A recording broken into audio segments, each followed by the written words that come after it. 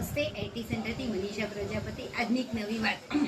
થોડા ટાઈમ પહેલાં મને એક ન્યૂઝ મળે છે કે અમારો એક વિદ્યાર્થી છે ને અમદાવાદમાં જોબ કરે છે.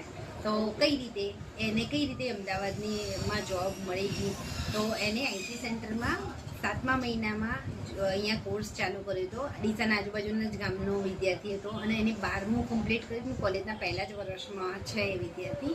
તો અહીંયા આવ્યો, એને મતલબ એક સાથે જ બધી ફીસ ભરી અને સ્ટાર્ટ કર્યું હતું. તો 1-2 મહિનામાં એનો કોર્સ કમ્પ્લીટ થઈ ગયો.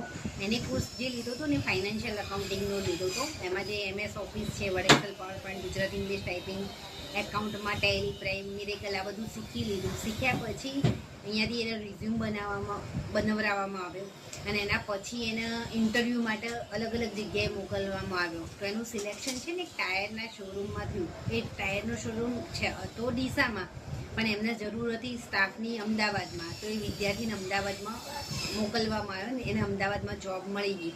તો આ મારું કહેવાનો મતલબ એ છે કે તમે જો વ્યવસ્થિત કમ્પ્યુટર શીખી લેશો ને, એમાં બી ફાઇનાન્શિયલ અકાઉન્ટિંગનું અને સારી રીતે શીખી લેશો ને તો તમને જોબ મળી જતી હોય છે. તમારા ડીસા અને પાલનપુર બંને જગ્યાએ ક્લાસ ચાલે છે અને આવા કોમ્પ્યુટરના કોર્સ શીખવા માટે નહીં, શીખીને જોબ કરવા માટે કરવા માગતા હોય તો મુલાકાત લો આઈટી સેન્ટરની. Thank you.